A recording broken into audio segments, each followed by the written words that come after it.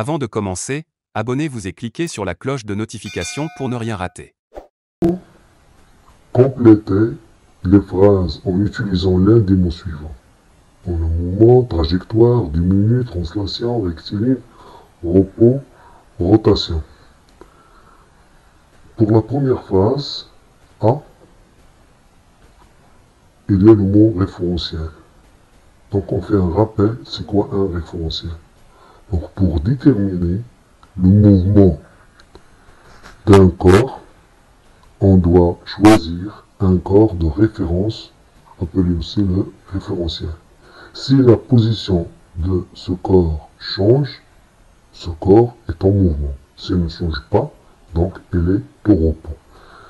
On lit la phrase. Quand un corps change sa position par rapport à un référentiel, on dit qu'il est en mouvement.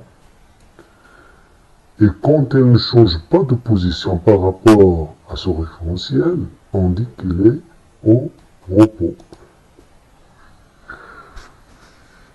La deuxième phrase, B. On classe le mouvement en deux types. On sait qu'il existe deux types de mouvements. Il y a le mouvement de translation et le mouvement de rotation. On va faire un petit rappel sur ceci. Comment connaître qu'un corps est en mouvement de translation? Voilà, on a un corps. On va tracer un vecteur AB et on va essayer de mettre ce corps en mouvement. Donc durant ce mouvement, on voit que la direction et le sens du vecteur ne changent pas. Donc on dit que le corps est en mouvement de translation. Pour le deuxième cas, on a choisi une roue. On a choisi deux points A et B appartenant à cette roue. Il y a un axe de rotation. On fait tourner cette roue autour de cet axe. On constate que les deux points A et B décrivent des trajectoires circulaires autour ou centrées sur l'axe de rotation. Donc, ce mouvement c'est un mouvement de rotation. Donc, on classe le mouvement en deux types, le mouvement de translation et le mouvement de rotation. Soit on écrit rotation ici, ou ici c'est la même chose, si on change les places. On dit que le mouvement d'un corps est, on voit ici le mot retardé, quand TSA est rectiligne, on voit aussi le mot rectiligne, et vitesse. Donc vitesse est liée à retardé. Et pour rectiligne, c'est lié aux trajectoires. Donc il existe trois sortes de trajectoires. Il y a une trajectoire rectiligne, trajectoire curviligne, comme ceci. Il y a une trajectoire qui est circulaire, donc sous forme d'un cercle, une partie d'un cercle. Et pour la vitesse, il dépend, donc on dit retardé, donc on parle ici de la nature du mouvement. Il existe trois sortes de mouvements, soit de nature retardée, ou accélérée, ou uniforme. Pour retarder, toujours il est lié à une vitesse qui diminue. Pour accélérer, à une vitesse qui augmente. Et pour uniforme, à une vitesse qui est constante. Donc on dit que le mouvement d'un corps est rectiligne, parce qu'on voit ici rectiligne. Retardé, quand c'est quoi? On parle ici de la trajectoire. Et rectiligne, et sa vitesse, bien sûr, diminue. Deuxièmement, on considère un corps S, un corps solide S, en mouvement sur un plan horizontal par la technique de la chronophotographie. On obtient l'enregistrement ci-dessous, qui montre les positions d'un point M, appartenant bien sûr à ce corps, dans des intervalles de temps successifs et égales. la valeur de cet intervalle, c'est t égale à 0,060 secondes, c'est 0,06 secondes. Donc la chronophotographie, vous voyez ici qu'il y a en photographie avec chrono. Il est lié au temps. Donc les données importantes comme t, le temps, et on a aussi cette distance entre deux positions successives. Donc pour enregistrer entre ces deux points M4 et M4, l'enregistrement se fait en ce temps qui est 0,06 secondes. C'est-à-dire que le solide a parcouru une distance égale à 1,2 cm pendant 0,06 secondes. Et la même chose pour les autres. De 1, quelle est la nature du mouvement du corps S? Justifie ta réponse. Donc on voit ici qu'entre deux points successifs, on a la même distance qu'ici, qui est 1,2 cm, et le temps c'est 0,06. C'est la même chose ici, ici, et ici, et ici. Donc on voit, donc pour répondre à ça, donc la nature du mouvement du corps S est rectiligne et uniforme. Pourquoi? Bien sûr, on va justifier notre réponse.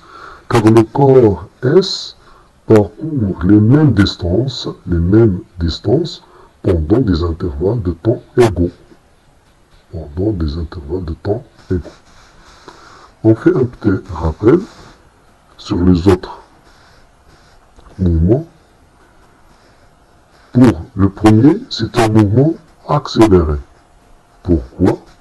Parce que le mobile, il parcourt des distances qui augmentent de plus en plus pendant des intervalles de temps égaux. Donc ce mouvement est accéléré.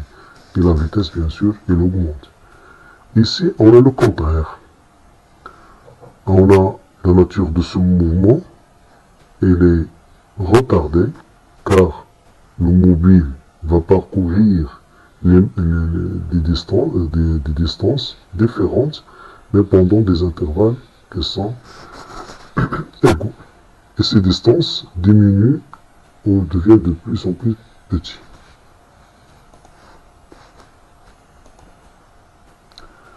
De 2, déterminer en mètres par seconde la vitesse. Donc ici, on va calculer la vitesse entre deux points, M1 et M4. Entre M1 et M4. Bien sûr, on va utiliser une relation. La relation qu'on va utiliser, c'est V, M, c'est la vitesse moyenne, égale D sur T. D sur T. Donc pour cette vitesse, on a D ici, c'est la distance entre M, c'est la distance M1, M4. Application numérique, D égale à la distance M1, M4. Et pour cette distance, il est égal, on a 3 fois 1,2123. Donc égal 3 qui multiplie 1,2 cm, ça va donner 3,6 cm. Puisque la vitesse est demandée en mètres par seconde, on doit convertir cette distance en mètres. On a 3 cm, il y a le 0 du décimètre et le 0 du mètre, 0,036 mètres.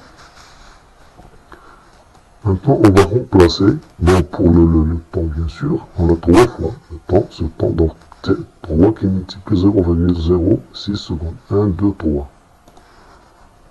Ça va donner 0,18 secondes. Maintenant, on va remplacer dans la relation, on a pour la distance qui est 0,036 mètres, et pour le temps, c'est 0,18 secondes. Lorsqu'on fait le calcul, on va trouver 0,2 mètres par seconde. On doit encadrer le résultat pour une bonne présentation. de la copie. Répondre par vrai ou faux.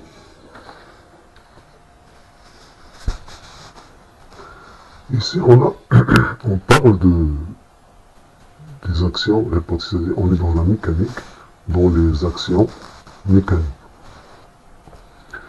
Et ces actions, on peut les classer soit en attraction qui sont en contact ou à distance, ainsi soit réparties au local. Ici, on va voir une illustration pour ça. L'action de l'air sur la voile d'un navire est une action répartie. On va voir ceci justement. Voilà. On a un navire à voile. Donc lorsque l'air touche la voile, bien sûr, il va pousser. Donc cette air, elle est en contact avec la voile dans toute la surface. Donc c'est une action répartie. Donc on dit qu'il est vrai. La masse est une grandeur constante qui ne dépend pas du lieu et de l'altitude, bien sûr, parce que la masse, c'est une grandeur physique qui dépend de la matière qui constitue le corps. Donc, n'est pas lié au lieu ou à la forme, ou si on le met dans l'eau, hein, tout ça n'a rien à voir avec, ne change pas la masse. Toujours la masse est constante. Pour changer la masse d'un corps, soit on ajoute de la matière, ou on tranche de la matière. Donc cette phrase, pour la masse, c'est une grandeur, bien sûr, c'est une grandeur qui est constante. On mesure l'intensité d'une force à l'aide d'un dynamomètre. Pour le dynamomètre, on a ce dynamomètre qui est tubulaire. Il est utilisé par une personne. Et pour l'utiliser pour mesurer l'intensité d'une force, par exemple du poids de ce corps, donc on doit le suspendre sur un crochet de ce dynamomètre. On fait la lecture ici. Et la lecture, elle ressemble à la lecture sur l'éprouvette graduée pour trouver le volume d'un liquide. Et on a aussi un dynamomètre qui est à cadran. Et ceci, c'est pour l'utilisation de toute la classe. C'est-à-dire, on peut lire à distance. Comme ceci, on a 2. Donc, cet index, il indique 2 newtons. Et on a d'autres sortes nouveaux, comme le dynamomètre numérique.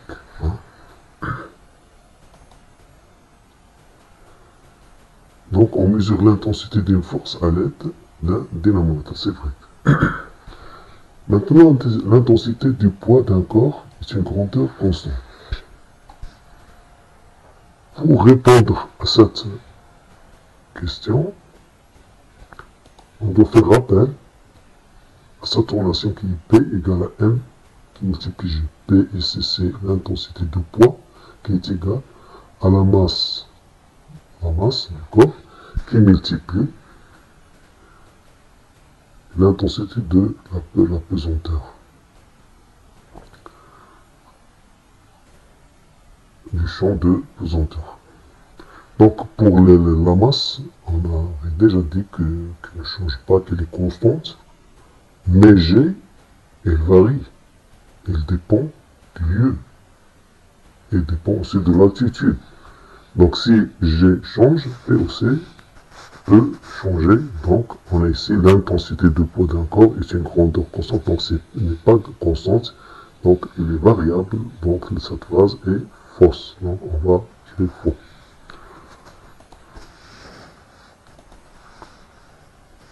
On passe à quatrièmement.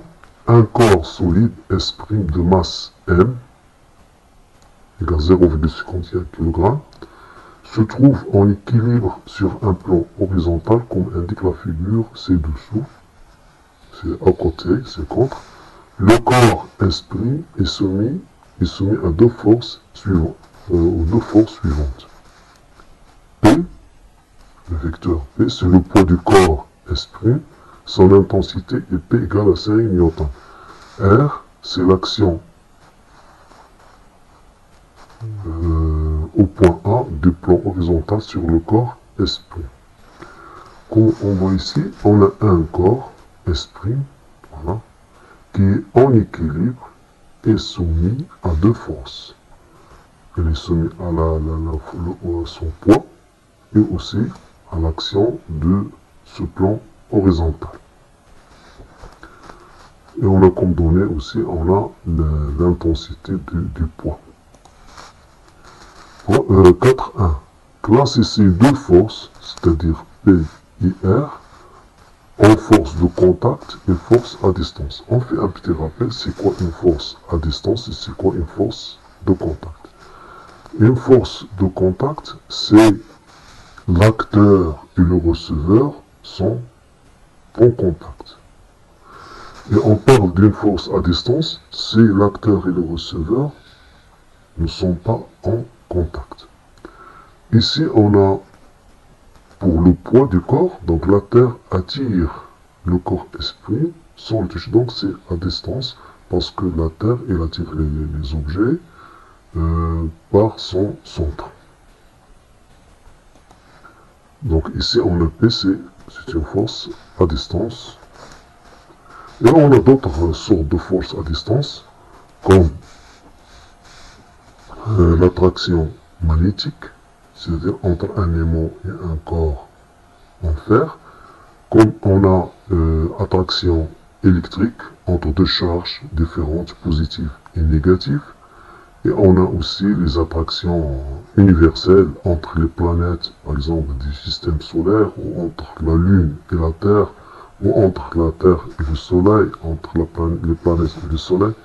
Donc ce sont des attractions universelles. Pour le R, pour donner le son type, donc on va ici de tracer ça en 3 dimensions. Comme vous voyez ici, on a le plan horizontal et on a le corps. Comme vous voyez ici, le corps S'.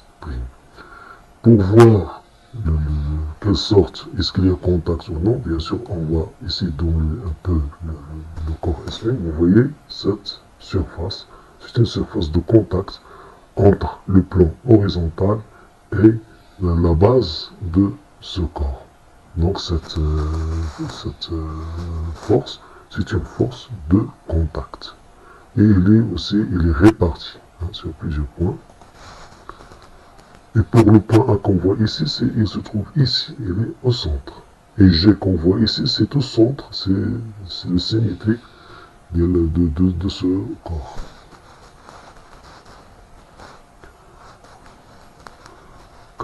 Déterminer les caractéristiques de la force P.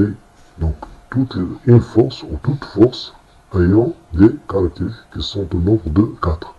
Il y a le point d'application, la droite d'action, le sens, l'intensité. Le point d'application, c'est le point où s'applique la force. Pour le poids, bien sûr, c'est toujours, on a le centre de gravité. On a le centre de gravité.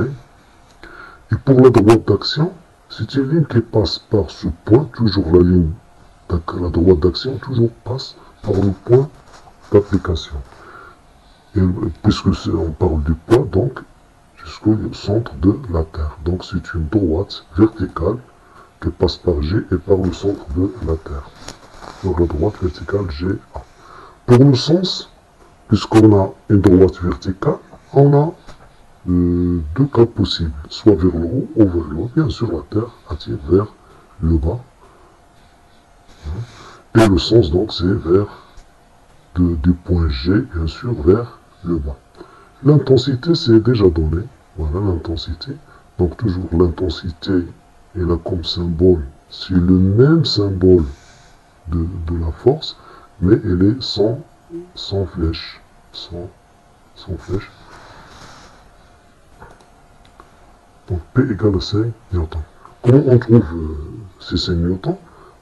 Par exemple, on prend ce corps et on l'accroche sur on accroche sur un dynamomètre. Et on va faire la lecture directement et on va trouver C et A. Donc, pour mesurer l'intensité du poids d'un corps, on doit le suspendre dans un dynamomètre. On a P égale à 5 newtons. 4 poids donnent la condition d'équilibre d'un corps soumis à l'action de deux forces, comme ce cas. Hein, le corps S' est soumis à deux forces, P et R. Donc si un corps est soumis à deux forces, ces deux forces doivent avoir la même droite d'action, la même intensité et de sens opposé.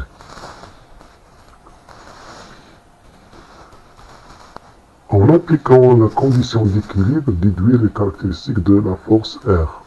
Donc, puisque le corps S' est en équilibre sous deux forces, donc on doit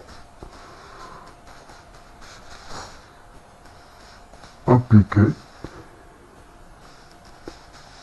les conditions d'équilibre et en se basant aussi sur les caractéristiques de la force P. Donc, qu'est-ce qu'on dit ici? Que pour P et R, puisque S' est sous l'action de ces deux forces, ils doivent avoir la même droite d'action. Pour la droite d'action, pour PC, la droite verticale, donc c'est la même chose ici. C'est une droite verticale. Et pour le sens, on dit la même intensité, puisque l'intensité du poids, c'est 5 newtons. Donc on a pour R, on va écrire l'intensité, il a comme symbole R sans flèche. Donc on écrit R égale P égale 5 newtons. Et pour le sens, bien sûr, c'est un sens qui est opposé, puisque ici on a du G vers le bas, ici il y a de A vers le haut.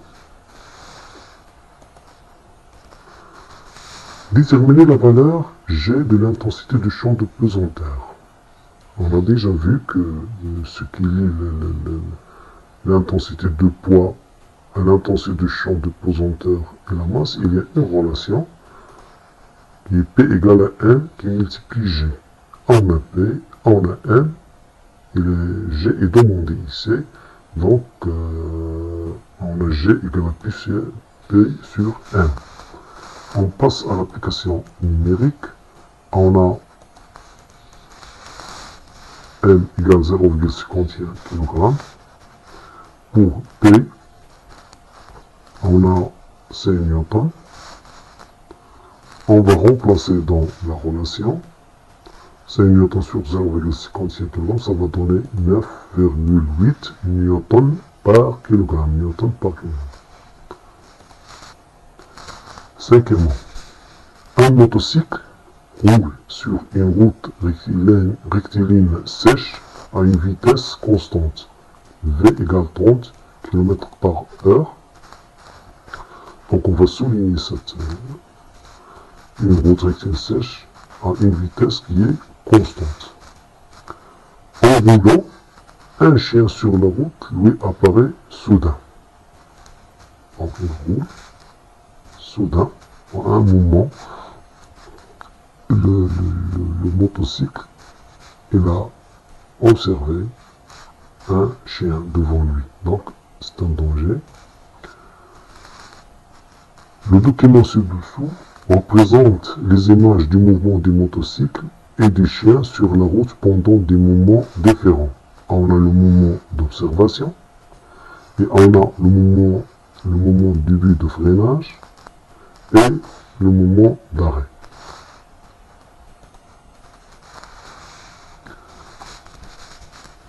Comme on a vu, on a ce motocycle, il roule avec une vitesse 30 km/h et cette vitesse est constante. Donc son mouvement est uniforme, et rectiligne bien sûr. Et la route, il est rectiligne et sèche. Il est sèche. C'est important ça. D'après le document, donc on va se baser sur les données sur ce document, déterminer A, la distance de réaction dr, la distance de réaction. Donc, à ce moment-ci, le motocycle a vu le chien. Donc, c'est le moment d'observation du chien. Donc, c'est une action. Donc, il doit répondre à cette action par sa réaction. Donc, il commence à penser, hein, pour freiner ou faire autre chose. Bien sûr, pour freiner. Donc, la distance de réaction, c'est cette distance. Parce qu'il roule, mais il pense. Hein. Donc, on a dr égale 8,3 mètres. Pour la distance de freinage, maintenant, c'est le moment de départ, le début de freinage. Donc c'est fait en df égale 6 mètres. Pour la distance d'arrêt, c'est du moment où il a observé le danger jusqu'au moment d'arrêt. Donc c'est cette distance, on va faire la somme de dr et df. Voilà, on a dA. dA, c'est la distance d'arrêt égale la distance de réaction plus la distance de freinage. La distance d'arrêt, c'est déjà trouvé. df, la même chose. On fait la somme, on va trouver 14,3 mètres. Sachant que le temps de réaction du conducteur de la moto après l'observation du chien est 1 seconde. Donc, il roule et pense en même temps. Ça va durer 1 seconde. Calcule la distance de réaction pendant ce temps. Donc, on a le temps et on a la vitesse. Et ce qui est demandé ici, c'est de calculer la distance. Donc, on va utiliser la même relation qui est V égale à D sur T. C'est D la distance de réaction sur le temps. Ce temps-ci. Hein. D'où ce qui est demandé, c'est dr. dr égale V qui multiplie bien sûr T. Application numérique. On va remplacer V par, on a T égale 1 seconde. Et pour V, on a 30 km par heure. On voit ici qu'on a seconde. Mais ici, on a l'heure. Donc, on doit essayer de convertir cette valeur en mètres par seconde. Pour faire ceci, on va faire rappel. Pour passer du mètre par seconde au kilomètre par heure, on doit multiplier par 3,6. Si on veut passer du kilomètre par heure au mètre par seconde, on doit diviser par 3,6. Et si on fait ceci, donc on va diviser cette valeur par 3,6, on va trouver 8,33 mètres par seconde. Il y a une autre façon, c'est on va prendre 30 km par heure, on va essayer de convertir 30 km en mètres, et 1 heure égale à 3600 secondes. Si on fait une division, on va trouver 8,33. Par exemple, ici, si on prend les 3 zéros, on va diviser par 1000, ça reste 30. Ici, par 1000 reste 1,6. Donc, on va revenir au même résultat précédent. dr égale 8,33 mètres par seconde qui multiplie 1 seconde. On va réduire seconde par seconde. Il reste 8,33 mètres. dr, c'est la distance de réaction, égale 8,33 mètres. Elle est sensiblement égale à la distance de réaction donnée par le document. Donc la question qui va dire, que peux-tu conclure? Qu'est-ce qu'on va conclure, hein?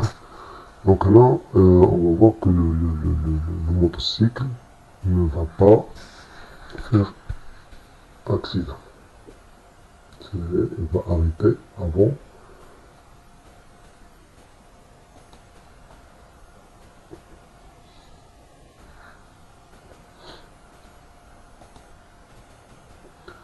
Dans le cas du roulement sur une route mouillée, comment varie? Est-ce que augmente, diminue, reste constante?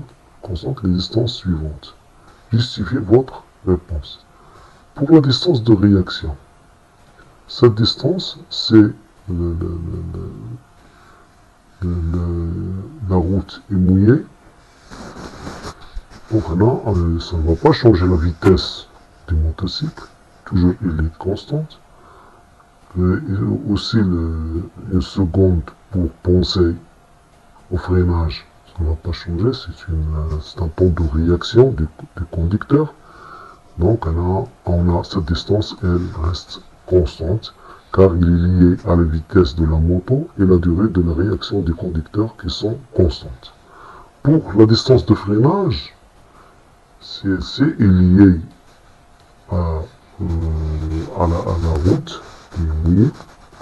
Peut-être il y aura glissage. Comme il est lié à l'état des roues, des pneus, à l'état des pneus, aussi les plaquettes de frein. Donc il augmente car cette distance est liée à l'état de la route mouillée et de la moto si l'état des pneus et des freins est mauvais. La distance d'arrêt. La distance d'arrêt, comme on avait vu, dA égale à dR plus dF. Puisque dR est constante et dF elle varie, donc dA aussi varie. Puisqu'on a cette relation dA égale à dR, donc puisque dR est constante et celle-ci est varie, donc dA aussi varie. Il augmente car cette distance est liée à la distance de freinage qui augmente alors que la distance de réaction est constante. Exercice 2, en électricité, il est pour ces points. Cochez la bonne réponse. On va faire un petit rappel puisqu'on parle ici des instruments. On a déjà fait appel au dynamomètre. Maintenant, on va voir un compteur. Puisque je vois ici le NC qui est une constante du compteur. Voilà, on a un compteur. Cette valeur que vous voyez ici,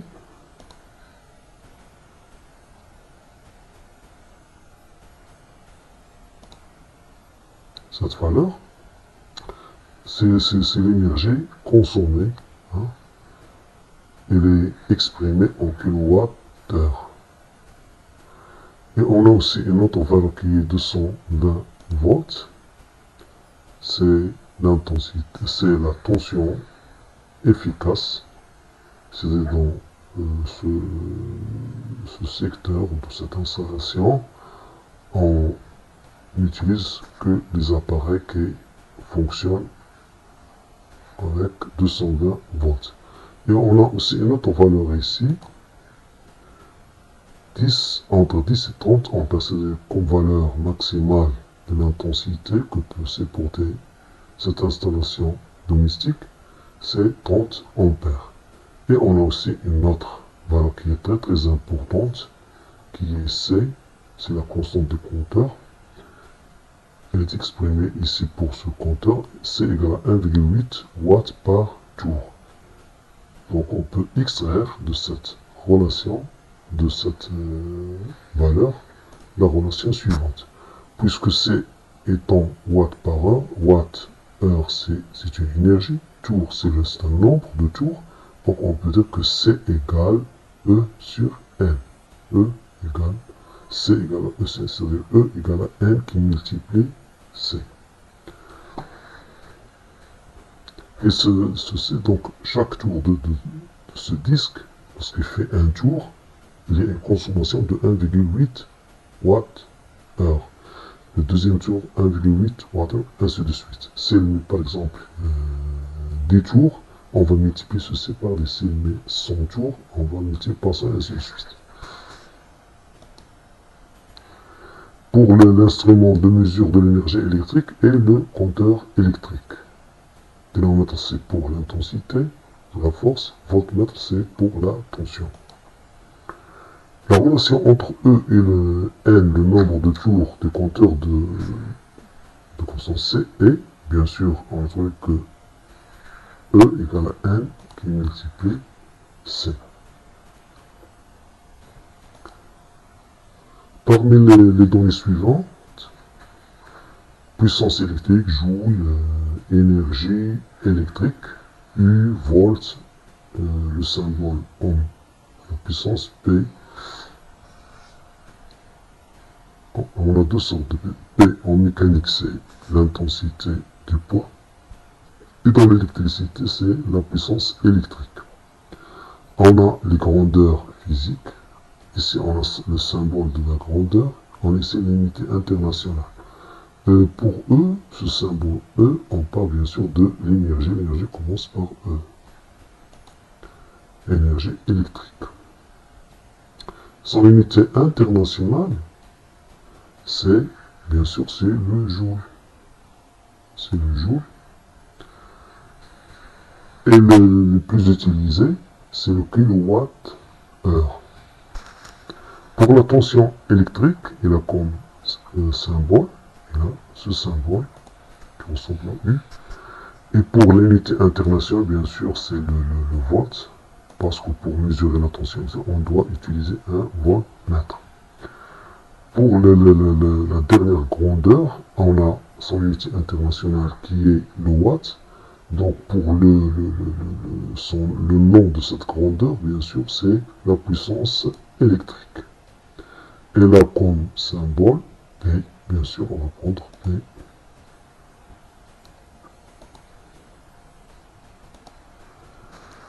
Troisièmement, le montage électrique C-contre se compose d'un générateur, d'une lampe, d'un conducteur ohmique, comme ceci. On trouve des anneaux en couleur, d'un ampère-mètre et d'un interrupteur. On observe que l'éclairage de la lampe est faible. Vous voyez ici que le contexte ne va pas avec le schéma. Donc on va changer le schéma parce que ici on a l'interrupteur ouvert. On doit le fermer pour voir que la lampe est allumée. Voilà. Donc pour répondre par vrai ou faux, A, la puissance électrique consommée par la lampe est inférieure à la puissance nominale. Donc on doit distinguer entre la puissance nominale et la puissance consommée. C'est quoi la puissance nominale? C'est la puissance qui est écrite sur l'appareil ou sur, par exemple, sur la lampe. Et pour la puissance consommée, c'est selon le générateur. Si la lampe consomme plus que sa puissance nominale, elle va être grillée. S'il consomme une valeur qui est égale à sa puissance nominale, donc elle va fonctionner normalement. Si elle consomme une puissance qui est inférieure à sa puissance nominale, donc elle va fonctionner faiblement, comme le cas. Donc la puissance électrique consomme, puisque l'éclairage est faible, donc la puissance électrique consommée par la lampe est inférieure à la puissance, donc ici c'est vrai. Puisque l'éclairage de la lampe est faible, donc la puissance électrique consommée par la lampe est inférieure à la puissance nominale. Donc c'est une phrase qui est vraie. La puissance électrique consommée par, c'est le contraire de la phrase A, donc on ne peut pas faire les deux vrais, donc c'est faux. Parce que la puissance électrique consommée par la lampe est supérieure, si elle est supérieure, donc la lampe sera grillée. La lampe indique la valeur I égale 0,0, pardon, l'ampère-mètre indique la valeur I égale à 0,05 ampères. A, dans l'énoncé de la loi d'Ohm d'un conducteur ohmique. Donc, cet énoncé, la tension au bord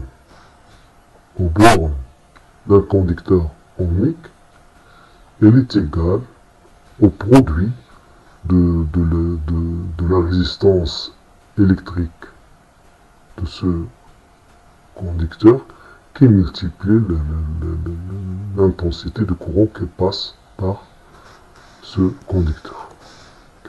Donc, la tension électrique U au bord d'un conducteur ohmique est égale au produit de sa résistance R par l'intensité I du courant qui le traverse. On écrit U égale R qui multiplie I.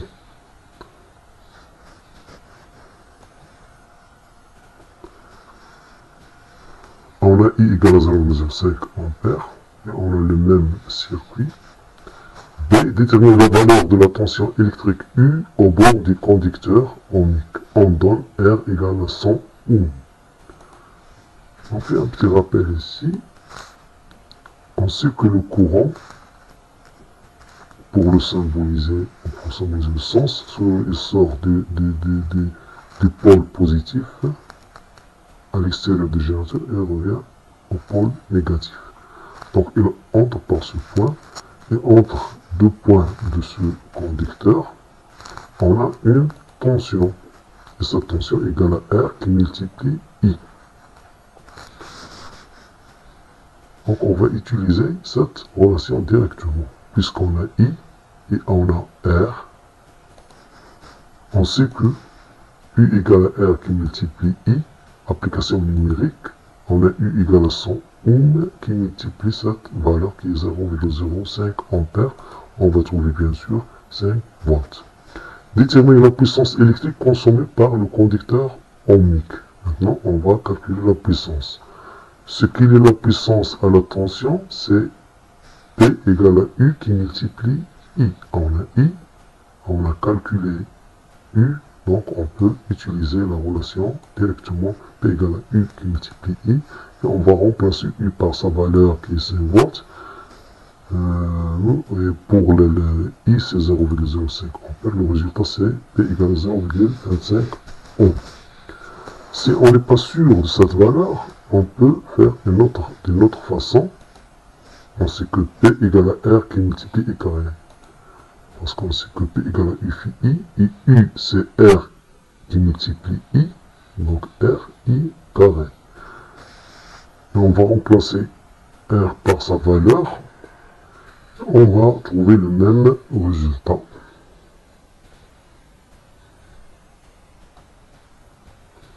Exercice 3. Situation problème.